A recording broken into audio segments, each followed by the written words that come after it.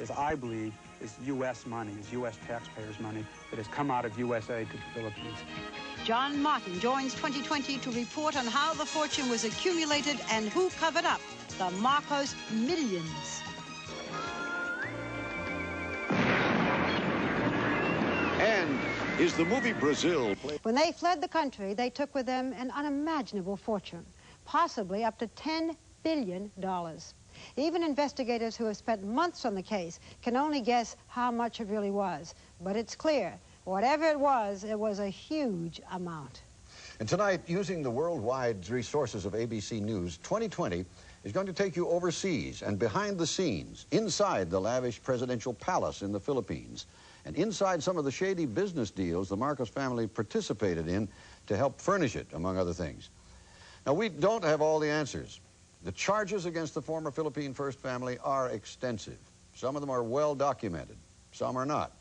Tonight, we will piece together the evidence that has been made available, and we'll go beyond what has been reported before.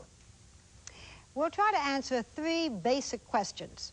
How President Marcos got so rich on his salary of $5,600 a year. How he and Mrs. Marcos spent their fortune, and how they covered up what they did. It is said that power corrupts, and that absolute power corrupts absolutely. Well, during most of the past 20 years, Ferdinand Marcos and his wife wielded absolute power. And there seems little doubt that without graft and fraud and corruption, they couldn't have accumulated their astonishing wealth. For example, Ferdinand Marcos apparently got millions of dollars after a close associate helped the Westinghouse Corporation obtain a lucrative contract to build the first nuclear power plant in the Philippines. Imelda Marcos may have used millions of dollars of taxpayers' money to purchase what she thought were Italian masterpiece paintings. She reportedly charged the government more than she paid for the paintings and then pocketed the difference. Now it turns out that some of the works may have been forgeries. And there were government projects that were milked. One has come to be known as the Road to Nowhere. One of the local government officials relayed to me that if you looked at a map of his province, you would see a highway going from one point to another. And it's on all the maps of his province. When in fact, if you go there, the road actually ends and doesn't continue. ABC's John Martin has uncovered several other improper and possibly illegal deals the Marcos family engaged in to get rich. It seems doing business in the Philippines often meant funny business, almost always in one way or another with the Marcos family. John? With power on their side, Ferdinand and Imelda Marcos earned money.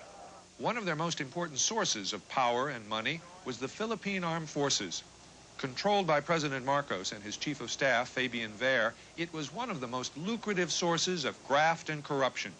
Colonel Billy Inario was in charge of logistics for the Philippine Air Force and later directed all of his country's procurement of American military equipment. He and other officers say theft and kickbacks were a way of life for key officers. There was a saying that it is 30-70. 30-70. 30-70, okay. 70 for the project, 30 for me. Something like that. It might even be bigger. It might even be 50-50. According to former officers and United States agents who are investigating suspected kickbacks, General Ver and President Marcos presided over key details of every military contract. In one instance, says Colonel Inario, General Ver even set up his own company to sell rations to Filipino soldiers in competition with another outside supplier. We were trying to develop our own combat rations. But the firm that was trying to develop this died out because he could not get any contract from us. So Ver and company put up their own product. For hard-working Philippine troops in the field, General Ver's rations were so poor, Colonel Inario says, he braved censure by refusing to certify their purchase. Later, when some officers tried to buy equipment from firms controlled by Marcos' political opponents, they were chastised as disloyal. General Ver gave us instructions, hey, from now on, I want you to look into who are the members of the board, who are the people behind commercial firms, so that we can only give contracts to our friends, to the friends that are supporting the administration. Despite a reputation for honesty and talent, after 26 years of medals and achievement in his country's armed forces, Billy Inario quit in disgust. Like many officers, demoralized by a scale of corruption that they said reached hundreds of millions of dollars. The scale was grand, but it was also small. This is a cleaning rod for a rifle. Colonel Inario said one time his officers were asked to sign documents to spend $400 for cleaning rods. The same rod we purchased here in America for $3.69. But the epitome of questionable dealings by President Marcos and his family came for Colonel Inario and others in a major helicopter contract. In 1983, Inario and colleagues in the Air Force wanted to spend about $35 million to buy 15 combat helicopters from the Bell Company of Texas. Yet the government ordered them instead to buy 19 civilian helicopters from Sikorsky for $63 million, almost twice as much. Of course, through Bongbong Marcos, the Sikorsky deal came through. The son of the president. The son of the president. At the time, the younger Marcos was 24 years old and governor of the family's home province. Sikorsky denied to ABC News that it hired the president's son as its agent. It said that instead, Sikorsky used former Secretary of State Alexander Haig, who by then had become a consultant for Sikorsky. And speaking for Mr. Haig, the company denied he had any relationship with the younger Marcos. But a leading Marcos opponent at the time, who is now vice president in the Aquino government, still questions the deal. I believe that the Marcos family were involved in that transaction, because it's not normal for a sale already transacted to be just thrown overboard and replaced by a completely new one. Could Sikorsky helicopter or even Bell helicopter have gotten a contract unless they had a crony who was a friend of the president or a friend of General Bear? Yeah, that's always the case. The sale of Bell helicopters were handled by some members of the family, and then the sale of the Sikorsky, some other members of the family were involved. But if there was a shady deal, it wasn't always the Philippine people who paid too much. It's Uncle Sam who often paid most of the bills. The money comes from a big Pentagon program called Foreign Military Sales Credits. It's run by the Defense Security Assistance Agency. In the coming year, the agency wants to spend almost $6 billion worldwide. To get that money, foreign governments agree to spend it on American military equipment and training. But the friends of Ferdinand Marcos and their friends found a way to get around that. In one 5-year period, the Philippines got about $260 million in aid. Of that, according to sources familiar with the Justice Department investigation, $50 to $80 million went to kickbacks and payoffs. For 2 years, Pentagon officials have been looking at this defunct company in the San Francisco area, trying to find out how tiny AmWorld got huge Philippine defense contracts. They suspect that its backers paid off General Ver, the key official who signed AmWorld contracts for about $17 million in military communications equipment. According to an American government official, here's how the scheme allegedly worked. A Philippine businessman named Raymond Moreno helped set up AmWorld. The company looked American. It had a former San Francisco cab driver, Earl Korshak, as its chief officer. Mr. Korshak repeatedly refused to talk with us. We were told AmWorld was set up to bill the Pentagon, but that the bills grew so high, the Pentagon began to look more closely. According to an official who knows about the Justice Department investigation, AmWorld obtained invoices from several firms, including Ocean Applied Research, a San Diego company. The invoices enabled AmWorld to submit bills to the Pentagon, which were, in some cases, double the amount it was entitled to receive. Ocean's president, Michael Duke, declined an opportunity to comment. Attorneys for Moreno and AmWorld also declined to comment beyond a general denial of wrongdoing. But a former employee of one of the firms told reporter Robin Gradison he knew from others how the system worked. You sell the equipment to one company and you give them an invoice for X number of dollars, which they pay. You also produce a second invoice, which is presented to the customer, whoever's paying. In this case, Uncle Sam. And they would then pay for the equipment against a second invoice, which was an inflated figure. If what I hear is true about the amount of money that was collected and the amount of money that was, the amount of equipment that was actually supplied on the contract, I would guess that I probably helped him put $3 or $4 million in his pockets. AmWorld dealt with a series of American firms. It bought a microwave relay system like this one for $8 million and 3 sophisticated mobile telephones for $9 million. This kind was for President Marcos. Some of the firms agreed to provide invoices that were twice the amount charged. None of the companies selling to AmWorld has been accused of wrongdoing. One official who participated told ABC News his company inflated the amounts because it believed that would help AmWorld recover expenses of installing and operating the equipment. AmWorld submitted the inflated invoices to the Pentagon for reimbursement and got an estimated $6 million in payments. The Pentagon asked the Justice Department to look at AmWorld 18 months ago, and a grand jury has been meeting in this courthouse and presumably reading the fake invoices and listening to some of the participants. But so far, nobody's been indicted. For Billy Inario and many of the Philippines' finest soldiers and pilots, graft and corruption filled the pockets of President Marcos and General Ver for so long that corruption lost its power to shock. If your conscience would have bothered you for the kinds of things that you were offered, how do you suppose Ferdinand Marcos and Fabian Ver are sleeping now? They have no more conscience. You see, they have gone away with murder. So if they could get away with murder, stealing money or cheating wouldn't bother them anymore. I think they are still sleeping soundly. They have no more conscience. Incidentally, General Ver has just been subpoenaed by U.S. authorities investigating possible kickbacks on contracts involving U.S. military aid. Well, you've now heard some of the ways the Marcos family made its fortune. When we come back, 2020 will look at the incredible ways the Marcos millions were being spent. On less than $1,000 a year. And at this very moment, hundreds and hundreds of Manila's poor are touring the presidential palace. The splendor there will no doubt shock them as it shocked us, and as we believe it will shock you when you look at some of the pictures in the next few minutes.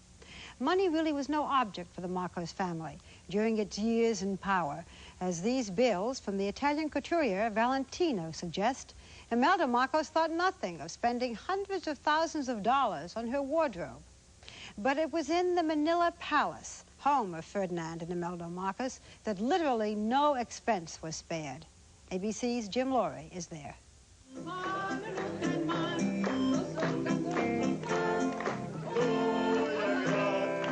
That the Marcos family led a lavish lifestyle surprised just about no one here, but the real extent of their extravagance has surprised quite a few.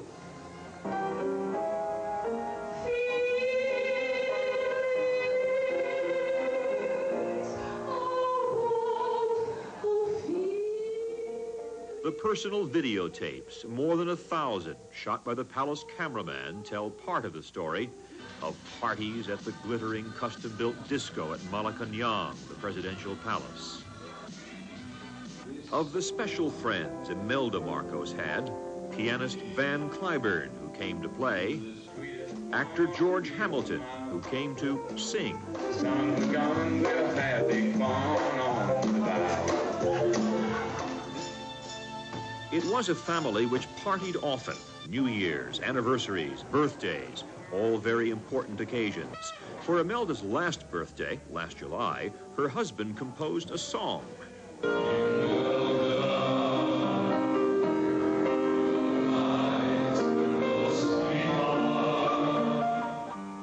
Imelda, my little sweetheart. And if she was a sweetheart, she was of the most expensive kind. To all who knew her, Imelda Marcos was the real spender in the family. Imelda Marcos, it seems, seldom distinguished between government property and that of her own. Despite increasing poverty here, a 10% contraction in the economy in the past few years, she pushed through dozens of lavish personal pet projects, some very much white elephants. There was the Coconut Palace, built to host Pope John Paul in his 1981 visit. The Vatican found the palace excessive and the Pope stayed elsewhere. Much of the time since, its 17 rooms have remained empty. few guests to gaze at the portraits of the Marcoses made entirely from genuine pearls. Few guests to worship in the ornate chapel with its precious icons and crowns of jewels. The haste in which her buildings were built led to tragedy in 1981. The $9 million Manila Film Center collapsed during construction, killing 30 workmen. Imelda, saying there was no time to dig out the dead, ordered the work to continue. More cement poured over them. And the reason the building was rushed? So that it could house a Manila Film Festival. A festival closed down a year later for lack of money. Across the nation, there are several Marcos mansions and monuments. Ferdinand Marcos still gazes down on the Marcos Golf Course, the complex built by the Ministry of Tourism at a cost of $500,000 and a dislocation of 81 poor farm families. This is my house before. I feel like crying. The principal Marcos home for 20 years was Malacañang, at the turn of the century, home to the American Governor General here. The palace rests on the Pasig River, which was used to ferry out Marcos' wealth in the hours before they fled. Over the years, the river also a nuisance, flooding the palace at typhoon time, forcing Imelda Marcos literally to walk the plank to keep the hem of her evening gown dry. In 1979, the First Lady totally refurbished the palace. The expensive mahogany-like floors and paneling were valued at $100,000 per room. She added new artwork, including many portraits of herself. She went on a crash course because her taste started improving, although it tended to be a little bit ostentatious. What we call in the Philippines, strambotico. Artists who worked for her said her taste in art reflected the dreamlike world in which she lived. She was very enthusiastic when it came to fantasy. The first portrait that I did for her, she never liked it because I tried to capture reality. Much of Imelda's remodeling went into her bedroom, a dark and vast boudoir. Not far from the foot of her bed, a large walk-in vault, housing her collection of jewelry and icons worth millions of dollars. Much of it taken with her on the American helicopters, the remainder now at the Philippine Central Bank. Beneath the bedroom, her wardrobe, a veritable department store of shoes and clothing. Bought in bulk, 2,200 shoes, often several colors, same design. Friends say they were only spares. Imelda Marcos was one who never threw anything away, including things she never wore. A Bill Blass suit from Bergdorf Goodman, New York, bought in 1983 for $238, and an assortment of other suits and blouses bought in Rome and Paris. The price tags still in place.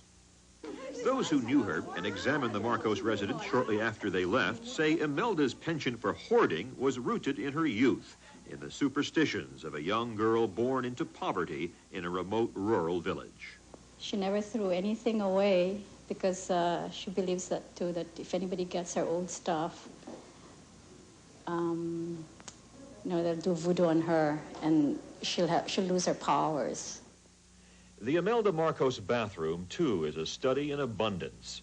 Jacuzzi bath and shower fixtures, all gold-plated, and a dozen baskets of imported perfume soap and other finds, false eyelashes and fingernails and imported perfumes. Elsewhere, cartons containing more than 1,000 pairs of nylons.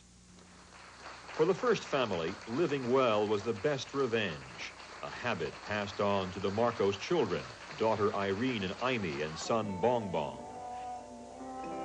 When Irene was married in 1983, more than $200,000 were spent on clothing alone, purchased in Rome. And the presidential yacht, a commissioned ship in the Philippine Navy, became last year a party palace for the presidential children.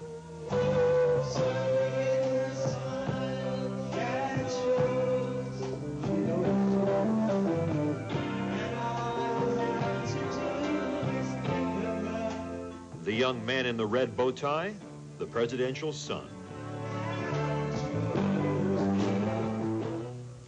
By contrast, the life of the father seems simple. Ferdinand Marcos preoccupied largely with his power and his health. His bedroom, large, stark, and bare, a hospital bed, oxygen tanks, and other medical equipment at the ready. A fully equipped basement clinic, too. Alongside the machines that monitored the president's health, the robust pictures of the man he was a few years ago and the man he wanted to be again.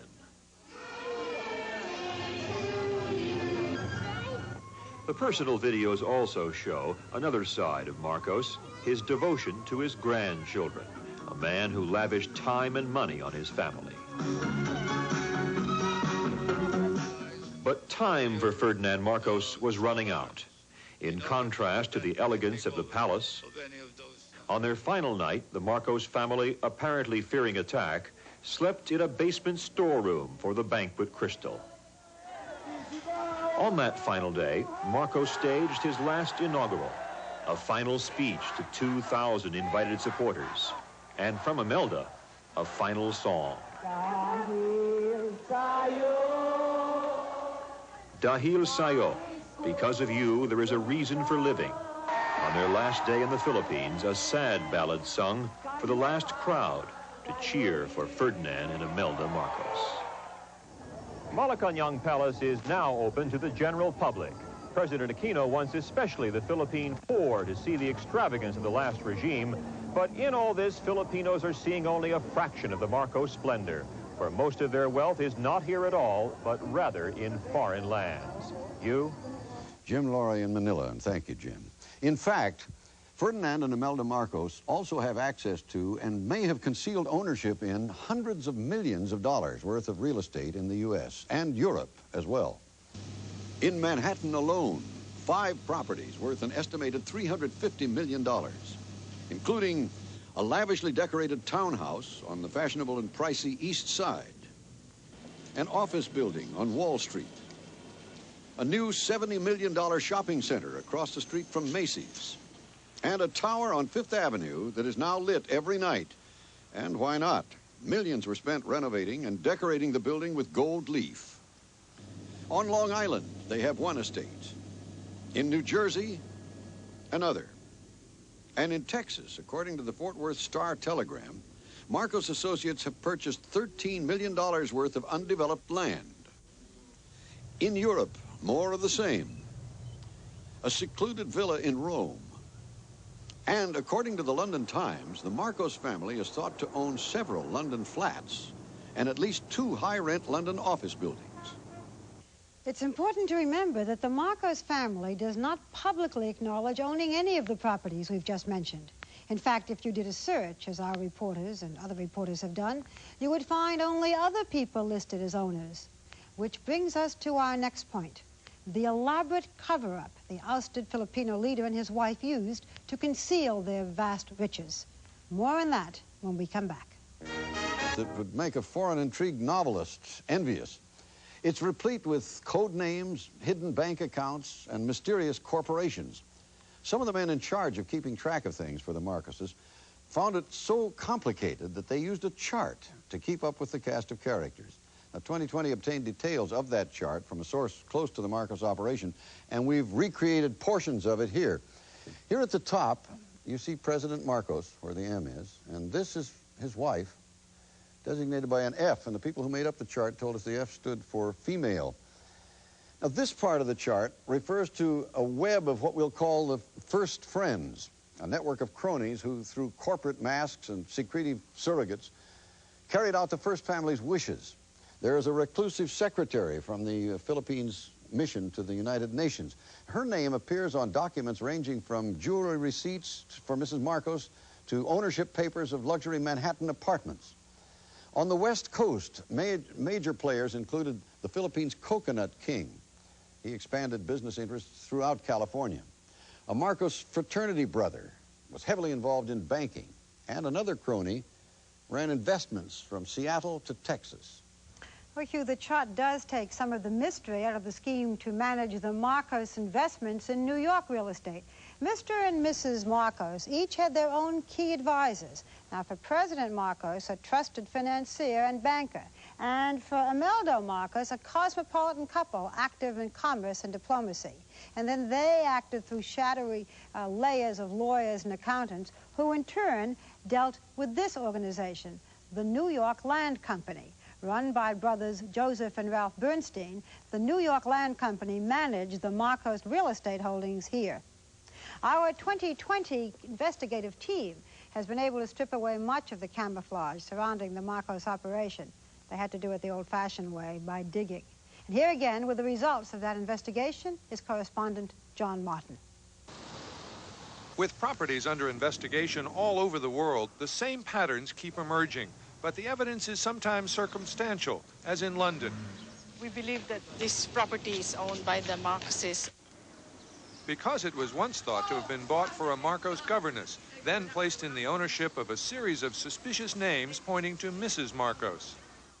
In 1980, we understand that a change in the name of ownership was made, and it is now in the name of Benjamin Trinidad, who is, we presume to be Benjamin Romualdez, whose middle name is Trinidad, and that's also the middle name of the First Lady, Imelda Trinidad Romualdez Marcos.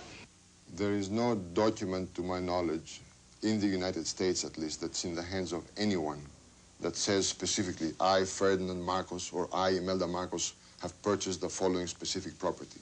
There's no such document.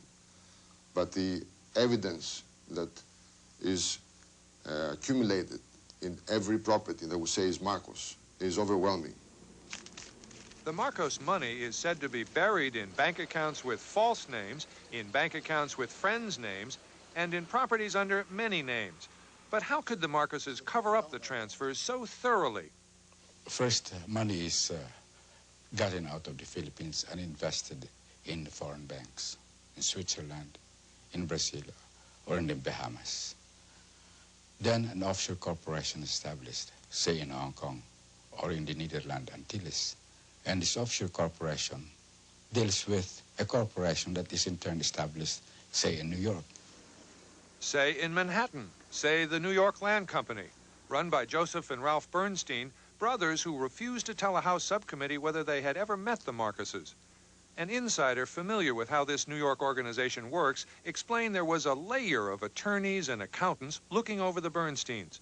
They reported to members of the inner circle, in this case, financial advisor Rolando Gapud, and close friends, Glyceria and Bienvenido Tantoco Sr. She is a business executive, he the former Philippine ambassador to the Vatican.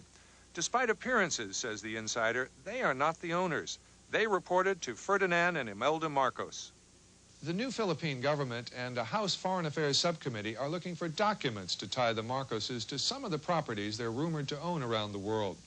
These are photocopies of a fragmentary clue that surfaced this past week. The originals are a singed telex and cover letter.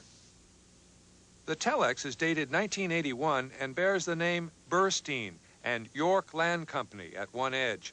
The letter is addressed, Dear Ma'am, apparently a common salutation to the uncommon Mrs. Marcos. It is written on the stationery of Mrs. Tantoco. It asks whether the Bernstein should be permitted to manage what is believed to be the Crown Building. We strongly believe at this point that the owner is the Marcoses, and there is no other rational explanation for Mrs. Marcos getting this letter from Mrs. Tantoco asking for approval of going ahead as Joe Bernstein asks. In the layers of concealment of the Marcos' presence in New York real estate, there's one more person who seems to play a part. Vilma Bautista was one of several first secretaries at the Philippine consulate. She had apartment 701 at this modest West Side Efficiency Hotel. It is also the address of the Hong Kong registered company that owns 4 condominiums at the Olympic Towers beside St. Patrick's Cathedral. The Bautista name also appears on records for this luxury high-rise and on the tax records for an estate on Long Island. Even before their downfall, the paper trail of suspected Marcos properties surfaced here on Capitol Hill. Congressional investigators tried to untangle a web of overseas holding companies, but they didn't get very far. And they faced 2 adversaries, congressional friends of the Marcos government, and ordinary confusion over complex financial arrangements. Henry Bullock was a California mortgage banker who oversaw $100 million in loans on 2 of the buildings. On February 15th, 1985, did Joseph Bernstein, at that time, in your presence, suggest or infer that the Marcoses were the owners?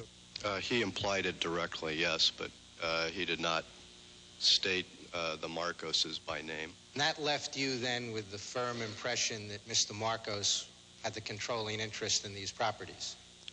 No, I would say it left me kind of confused. Fully 40 million. Barry Knox is an attorney who attended a series of meetings with Mrs. Marcos where 4 Manhattan properties were discussed. Under oath at this hearing, he revealed the identity of the owners while being questioned by the chairman. Congressman Solars, were you ever told the Marcoses own this building? Attorney Knox, yes. Solars, could you tell us who told you that? Knox, Joseph Bernstein. Actually, it was not that the Marcoses own it. Joseph Bernstein always said that Mrs. Marcos owned it. Well, John Martin has come up from his digging. John, what happens to the Bernsteins now? Well, they're still insisting they don't want to talk about this. They're asserting the lawyer-client privilege, and the United States Congress is asserting its right to cite them for contempt. So they probably will fight that for a while. We got a message from them today saying, no, we still don't want to talk about it. I find it really ironic that so much of that fortune came from U.S. aid to the Philippines. You know, you'd think the Philippine citizen and the U.S. taxpayer would share a common anger about that. I think we're going to hear more about that. I think Congressman Solars, who did a lot of the early digging in this case after it was revealed by the San Jose Mercury News, which also deserves a lot of credit, I think Solars is going after that aid as well, and his subcommittee has been looking into this quite closely. It's going to be a legal mess, though, isn't it? It's a swamp. It's a swamp. No one knows who really owns that property. As Hugh was saying earlier, what if a friend who owns it, or in whose name it exists now, decides to keep it? Yeah, we were talking about that ourselves. Thank you, John. We'll hear more. We sure will. Yeah, more revelations are expected.